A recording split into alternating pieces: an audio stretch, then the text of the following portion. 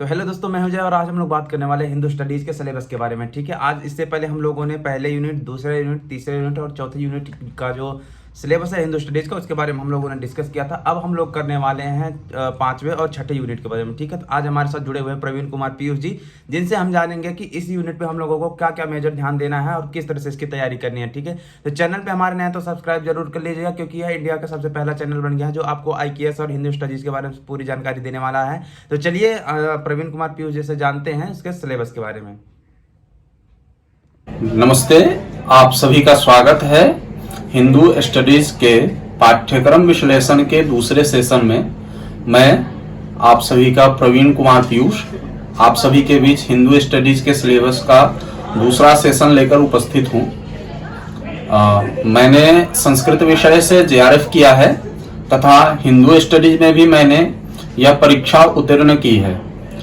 तो जैसा कि हम इससे पहले वाले सेशन में हमारे मित्र जो दिव्य प्रकाश थे, उन्होंने ये बताया कि हिंदू स्टडीज में मटेरियल्स की बहुत ज़्यादा कमी है। तो इसमें हम लोगों का यह प्रयास है कि आपके पास ज़्यादा से ज़्यादा इंफॉर्मेशन जा सके, आपको ज़्यादा से ज़्यादा इस मटेरियल्स आप कहाँ से प्राप्त कर सकते हैं, इसके सोर्सेस को बताया जा सके। इसके लिए यह सेशन हम लोग लेकर के उपस्थित हुए हैं। तो जो मेरा यूनिट है वो पांचवा अभी यूनिट है। इसमें जो है वाद परंपरा है। हम जब भारतीय ज्ञान परंपरा की तरफ अपना दृष्टिकोण डालते हैं तो देखते हैं कि वाद की यानी डिस्कशन की एक बहुत ही बृहद परंपरा रही है। और जैसे कोई अपने मत को स्थापित करना चाहता है तो उसमें पूर्व पक्ष उत्तर पक्ष दोनों के ही शास्त्रार्थों के द्वारा ही मत को स्थापित किया जाना सुनिश्चित होता था। और यह परंपरा ही वाद परंपरा के नाम से जानी जाती है।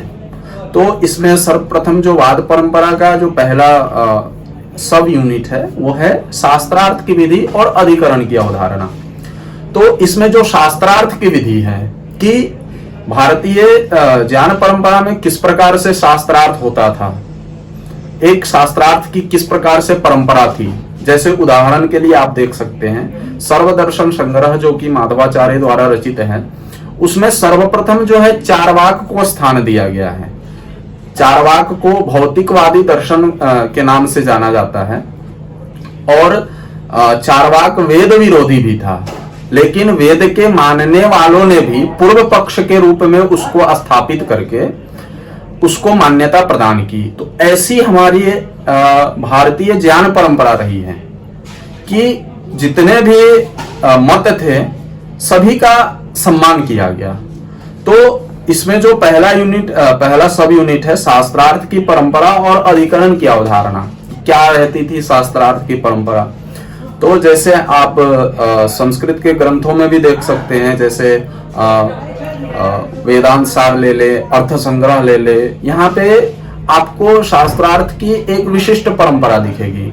या आप जो पतंजलि का महाभाष्य इत्यादि है उसमें भी शास्त्रार्थ की परंपरा को देख सकते हैं कि किस प्रकार शास्त्रार्थ का प्रचलन रहा है। फिर अगला है इसमें ही है अधिकरण की अवधारणा। तो सर्वप्रथम प्रश्न ये उठता है कि अधिकरण कहते किसको है? तो अधिकरण का जो लक्षण दिया जाता है वह यह दिया जाता है कि विषयो विषयश्चैव पूर्व पक्षस्तथोत्तरम निर्णयश्चेति पंचांगम शास्त्रे अधिकरणम विदुः। यानी एक तरह से ये रिसर्च का एक मेथड रहा है, किस प्रकार से अपने वाद को स्थापित करना है, अपने मत को किस प्रकार से स्थापित करना है। तो इसमें तो पहले क्या होता था, एक विषय होता था, यानी आपका टॉपिक ऑफ डिस्कशन क्या है। दूसरा इसमें विषय क्या है, एक तो विषय है और एक विषय है। तो विषय का तात्पर्य है संशय। तो जो आप मत को स्थापित करना चाहते हैं इसमें क्या संशय है। तो विषयो विषयश्चैव पूर्व पक्षस्तथोत्तरम, यानी जो आपका पूर्व पक्ष है, जो आपके मत का खंडन करने वाला है, उसका इस विषय के संबंध में क्या मत है। फिर से पूर्व पक्षस्तथोत्तरम, फिर जो उत्तर पक्ष है यानी जो विषय को स्थापित करना चाहता है उसका क्या मत रहा है। कि वह किस प्रकार से अपने विषय को स्थापित करता है। जब पूर्व पक्ष का अपना मत, उत्तर पक्ष का अपना मत निकल करके सामने आता है तो एक निर्णय आता है, निर्णयश्चेति पंचांगम, जो अधिकरण का 5वां अंग होता है। तो ये निर्णय फाइनल कंक्लूजन के रूप में सबके समक्ष उभर करके आता है और इस तरह से अनेक मतों की स्थापना हमारे भारतीय ज्ञान परंपरा में हुई है।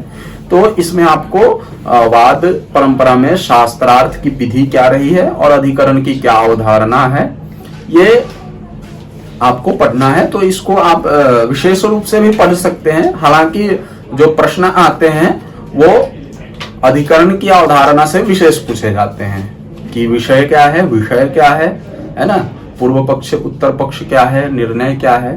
तो इस संबंध में दूसरा जो सब यूनिट है इसमें यह है संशय से निर्णय की ओर, यानी संशय जो है उससे निर्णय की ओर कैसे बढ़ा जाता है। तो जैसे आप न्याय का एक ग्रंथ है तर्क भाषा, है ना, केशव मिश्र द्वारा जो रचित है तर्क भाषा। तो उसमें यहाँ पे कहते हैं संशय का जो लक्षण उन्होंने दिया है वो दिया है एकस्मिन धर्मिणी विरुद्ध नाना अर्थावमर्शः संशय, यानी एक ही धर्मी में आपको नाना धर्म दिखलाई देने लगे, नाना धर्मों की प्रतीति होने लगे तो उसे संशय कहते हैं। जैसे उदाहरण के लिए, जैसे आप कहीं दूर जो है कुछ चमकता हुआ चीज देखते हैं जो पीले कलर से पीले कलर की उससे लाइट आ रही है, येलो इस टाइप का गोल्डन कलर की लाइट आ रही है, तो आपको लगेगा कि वो सोना है कि पत्थर है। इस प्रकार से आपके मन में संशय होगा, लेकिन आप निर्णय नहीं कर पाते हैं कि वो सोना है या पत्थर है। लेकिन जब आप निर्णय कर लेते हैं यानी ये सोना है या पत्थर है तो आपको जो है यथार्थ ज्ञान हो जाता है। निर्णय का जो लक्षण दिया है तर्क भाषाकार ने, उन्होंने ये दिया निर्णयोवधारण ज्ञानम, ऐसा लक्षण इन्होंने दिया है। अर्थात जो निश्चयात्मक ज्ञान है उसी को ही हम क्या कहते हैं, निर्णय कहते हैं। तो संशय के पश्चात यानी एक ही धर्म में जब नाना धर्म की प्रतीति हो और उसके बाद आपको धर्म धर्मी और उनके संबंध का ज्ञान हो जाए तो निर्णय कहलाता है। ये होता है संशय से निर्णय। तो इसमें वाद परंपरा का क्या रोल रहा है, अपने वाद परंपरा का किस प्रकार से शास्त्रार्थ में संशय से निर्णय की ओर बढ़ा जाता है, तो इस विषय को आप देख सकते हैं। तीसरा जो सब यूनिट है वो कथा। जैसा कि मैंने पहले ही बताया कि भारतीय ज्ञान परंपरा में जो है डिबेट की परंपरा रही है, डिस्कस की परंपरा रही है। तो उसमें भी अलग अलग कैटेगरीज हैं, डिस्कशन की अलग अलग कैटेगरीज हैं, जिसमें पहला जैसे यहाँ पे है कि कथा की कौन कौन से प्रकार होते हैं। तो इसमें पहला है वाद। वाद के संबंध में ये आपका तर्क भाषा में ही प्राप्त होता है, वाद जल्प और वितंडा, क्योंकि यह जो वाद जल्प और वितंडा है वो न्याय के 16 पदार्थों में से है ना।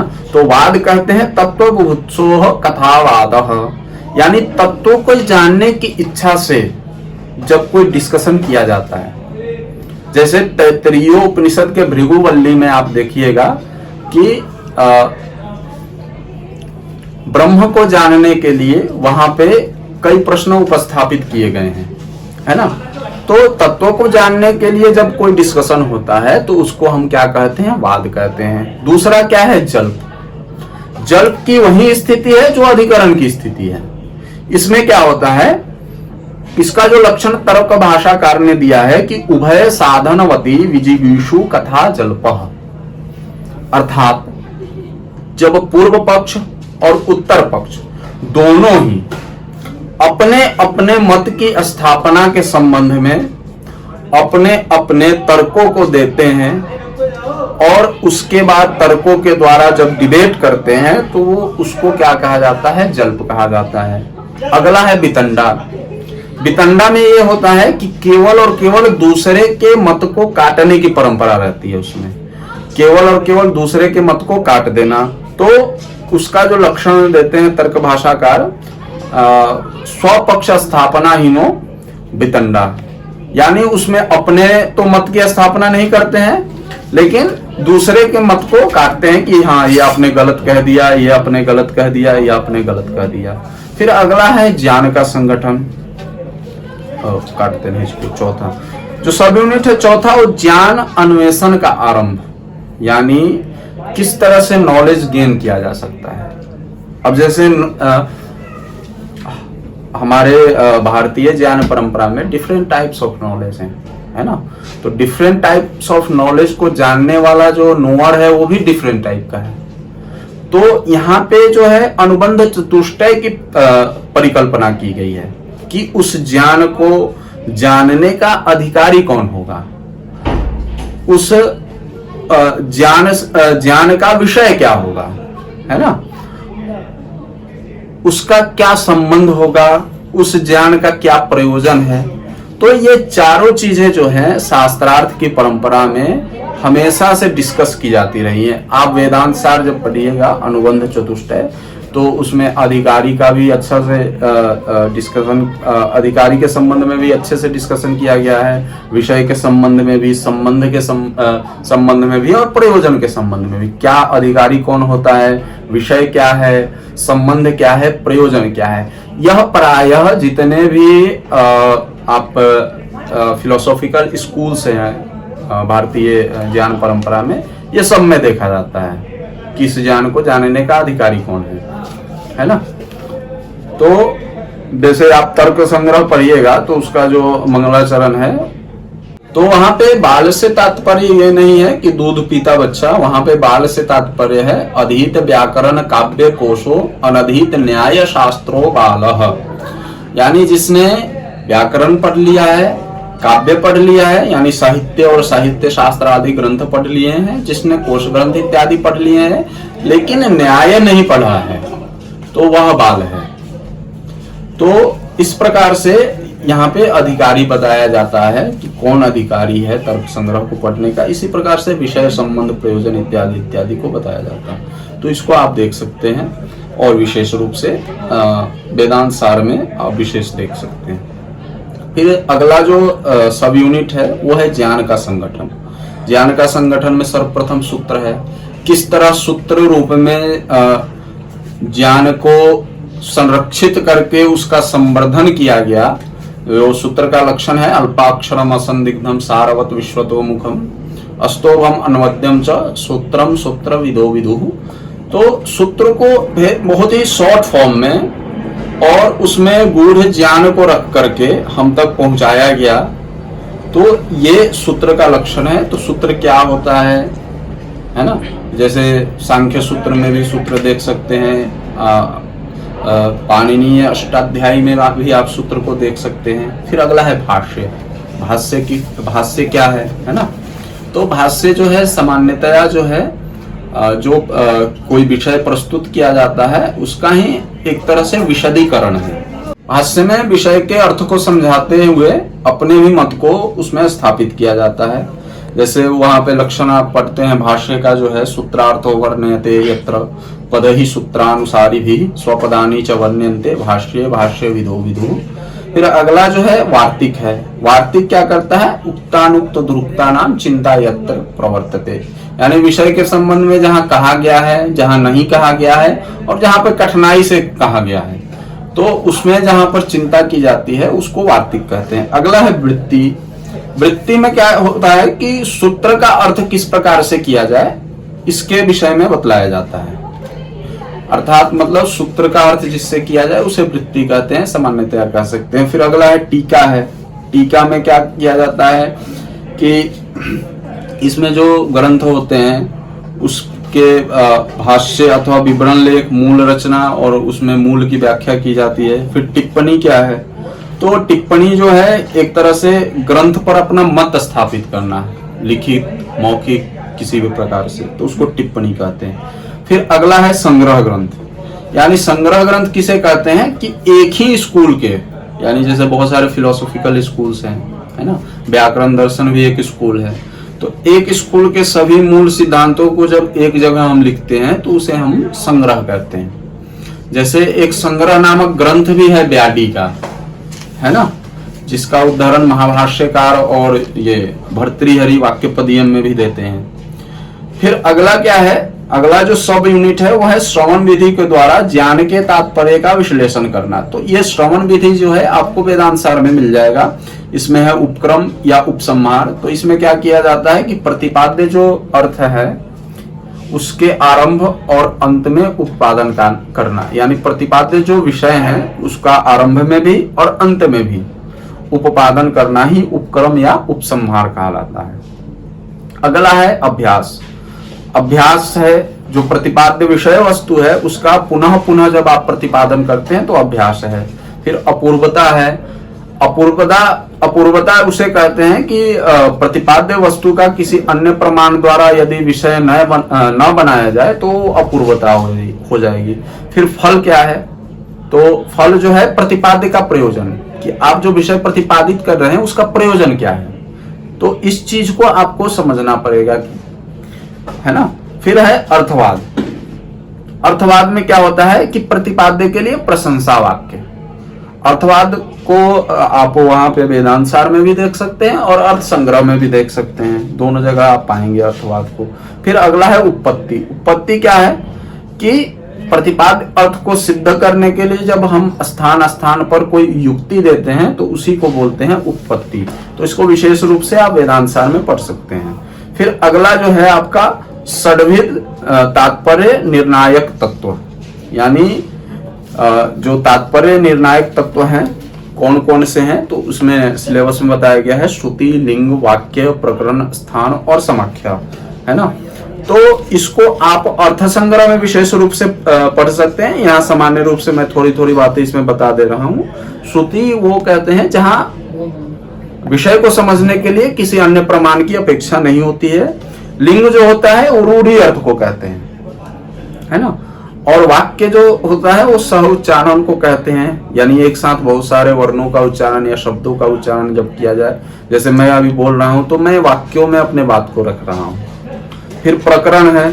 प्रकरण क्या है कि दो वाक्यों में जब परस्पर आकांक्षा होती है तो उसे प्रकरण कहा जाता है। फिर स्थान जो है वो देश की समानता को बोलते हैं। फिर अगला है समाख्या। समाख्या जो है यौगिक शब्द को बोलते हैं। तो ये षड्विध तात्पर्य निर्णायक तत्व हैं। फिर अगला जो आपका सब यूनिट है बहुत ही इंपॉर्टेंट है, इसको तंत्र युक्ति के नाम से जाना जाता है और यह जो है चरक संहिता के 12वें अध्याय में है।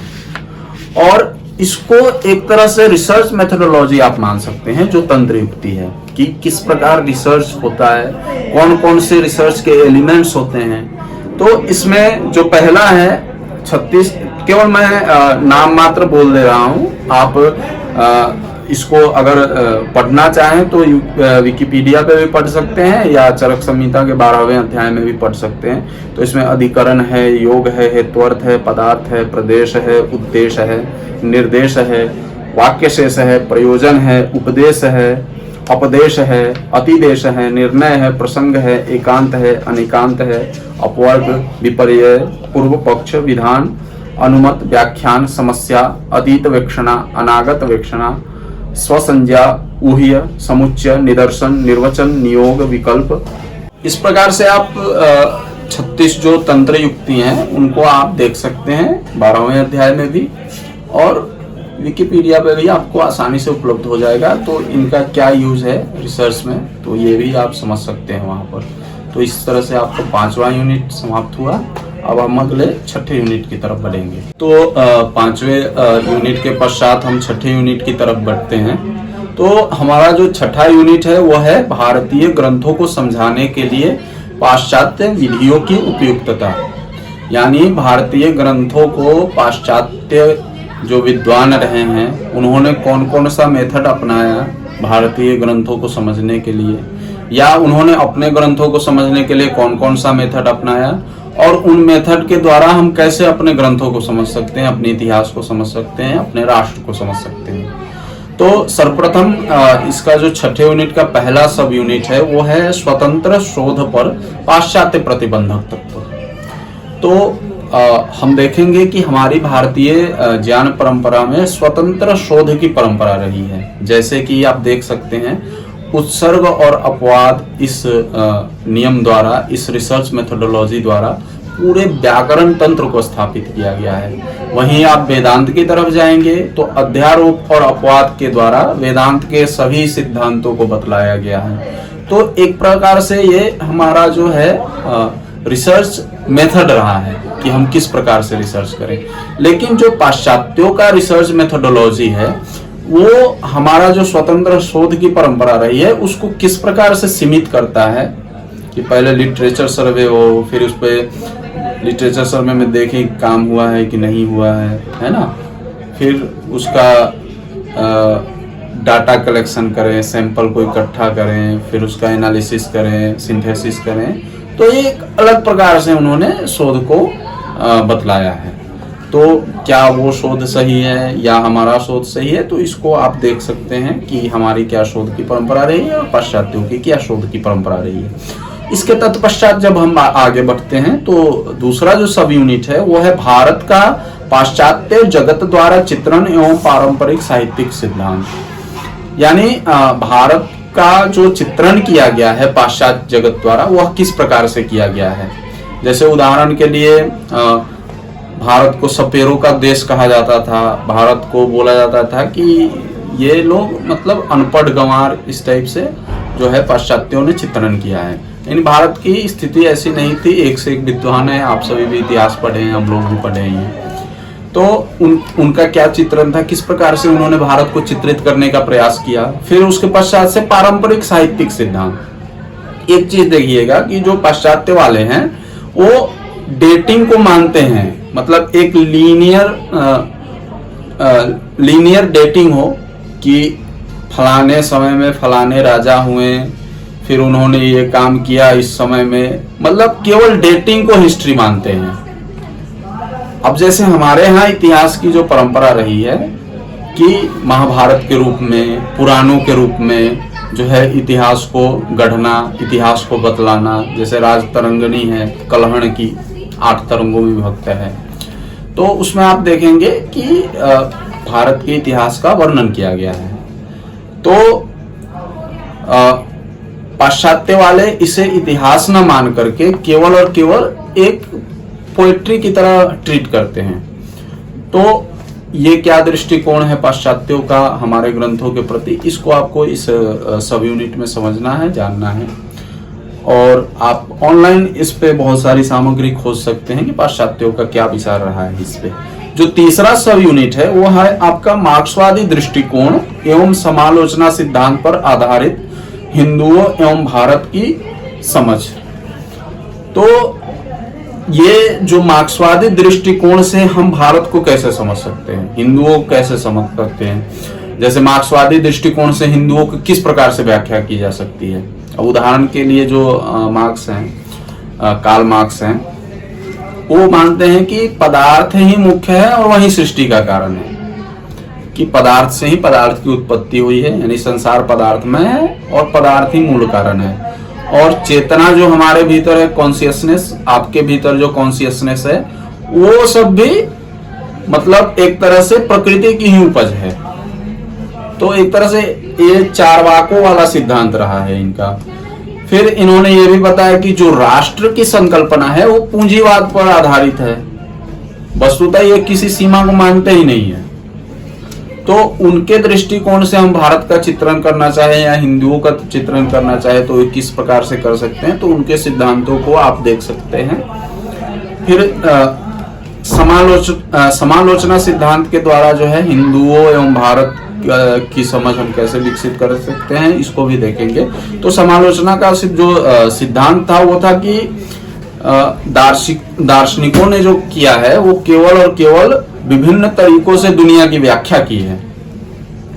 उन्होंने जो मानव को उनकी जो यथार्थ परिस्थितियां हैं उनसे मुक्त कराने के बारे में कोई बात नहीं की है, केवल दुनिया की व्याख्या कर दी है कि दुनिया ऐसे निर्मित हुई, इसमें ये सारी चीजें हैं, ये तत्व हैं, है ना।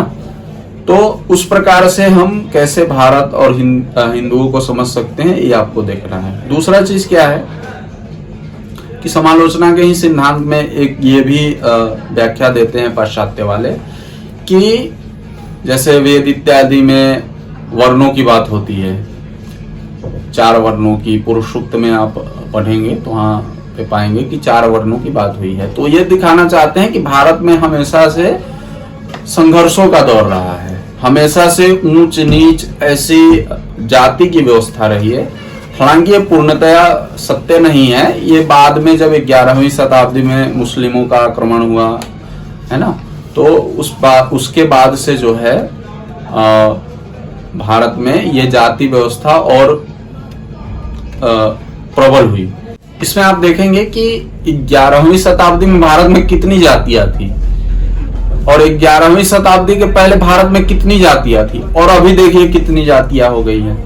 तो एक तरह से नया ही पर्सपेक्टिव देने का प्रयास किया है इन्होंने, पाश्चात्यों ने। तो इसको भी आप समझ सकते हैं, देख सकते हैं। दूसरा, इसमें कुछ पॉइंट्स बनाए गए हैं। एक तो रचयिता बनाम पाठक का आशय है ना, कि जो रचनाकार है वो क्या कहना चाहता है और पाठक उसको लेकर के जब वो रचना को पढ़ता है तो वह उस पॉइंट पे पहुंच पाता है कि नहीं जो रचनाकार का आशय है। पाठक के अपने अपने दृष्टिकोण हो सकते हैं, है ना। तो जैसे मतलब एक ही वाक्य के कई सारे अर्थ होते हैं। जब आप कोई एक वाक्य बोलते हैं तो उसके विभिन्न सारे अर्थ निकल करके आते हैं। उसी प्रकार पाठक का अपना अपना इंटेंशन हो सकता है। तो इसको आप समझना है कि रचयिता का क्या मतलब आशय होता है और पाठक का क्या आशय होता है, पाठक का क्या इंटेंशन होता है। पाठक जब पढ़ता है तो उसका क्या इंटेंशन होता है। फिर जो समालोचनात्मक सिद्धांत का इतिहास क्या है, फिर उद्देश्य क्या है। तो समालोचनात्मक सिद्धांत में बहुत सारे विद्वान हुए हैं पाश्चात्य के। इसमें हर्बर्ट मार्क्यूस हैं, थियोडोर एडोर्नो है, वाल्टर बेंजामिन है, एरिच फ्रॉम है, मैक्स हॉर्खहाइमर हैं। तो इनके बारे में आप जो है विकिपीडिया पे भी पढ़ सकते हैं और अन्य यूट्यूब वीडियोस पे भी उपलब्ध है समालोचनात्मक सिद्धांत का इतिहास और उनका ऑब्जेक्टिव्स क्या है ना। अगला जो चौथा सब पॉइंट है बहुत ही इंपॉर्टेंट है। इसमें हेजामनी का जो सिद्धांत है ग्रैम्सी ने दिया है। ये इनका जो पूरा नाम था वो था आपका एंटोनियो ग्रैम्सी। तो इनको नियो मार्क्सिस्ट भी कहा जाता है। इन्होंने मार्क्सवाद को एक नया आयाम दिया, एक तरह से आप कह सकते हैं, एक नया डायमेंशन दिया मार्क्सवाद को। तो इसीलिए इनको नियो मार्क्सिस्ट भी कहा जाता है। तो इन्होंने किस प्रकार से मार्क्सिज्म को एक नया आयाम दिया, इसको आप पढ़ सकते हैं। यूट्यूब पे बहुत सारा वीडियोज अवेलेबल है ग्रैम्स्की को लेकर के, तो उसको आप देख सकते हैं। अगला जो पांचवा सब पॉइंट है आपका संरचनावाद पर आधारित भारत का चित्रण। तो जो स्ट्रक्चरलिज्म बोलते हैं संरचनावाद को आंग्ल भाषा में, तो संरचनावाद है, इसका प्रवर्तक सॉसियोर को माना जाता है, जो कि एक लिंग्विस्ट थे, है ना। तो अब सॉसियोर ने भाषा में संरचनावाद का प्रवर्तन किया, लेकिन उसके बाद से बहुत सारे लोगों ने क्या किया कि विविध जो नॉलेज के या समाज के जो आयाम थे उनमें भी संरचनावाद को अप्लाई करना शुरू कर दिया। जैसे एक लेवी स्ट्रॉस हैं, उन्होंने क्या किया कि सोशियोलॉजी में स्ट्रक्चरलिज्म को अप्लाई किया और इसी प्रकार से संरचनावादी काव्य शास्त्र, फिर संरचनावादी सांस्कृतिक अध्ययन। तो इस प्रकार से संरचनावाद के कई सारे आयाम खुल करके सामने आए, तो उनके बारे में आपको समझना है। फिर अगला जो आपका सब पॉइंट है वो है ओरिएंटलिज्म, पाश्चात्य अनुभव एवं भारत का चित्रण, है ना।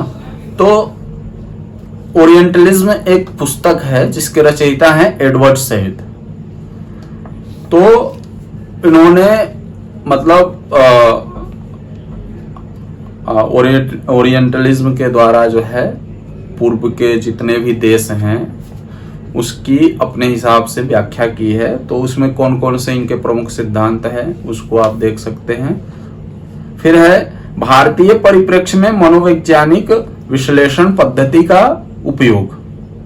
तो जो मनोवैज्ञानिक विश्लेषण पद्धति है इसको साइको एनालिटिक थ्योरी भी बोलते हैं, और इसके प्रवर्तक जो थे वो थे सिगमंड फ्रायड। यानी साइको एनालिटिक थ्योरी के जो प्रवर्तक हैं वो सिगमंड फ्रायड हैं। और इन्होंने जो है व्यक्तित्व का सिद्धांत दिया था कि 3 प्रकार का व्यक्तित्व होता है।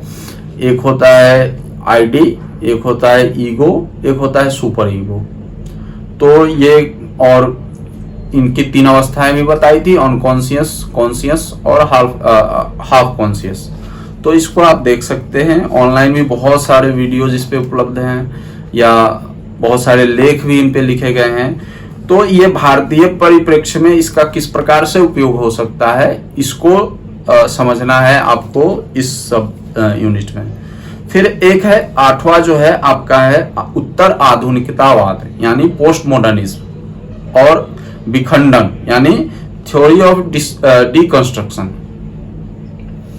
इस पर आधारित भारत का चित्रण, यानी पोस्ट मॉडर्निज्म के हिसाब से भारत का चित्रण कैसे हो सकता है, और फिर थ्योरी ऑफ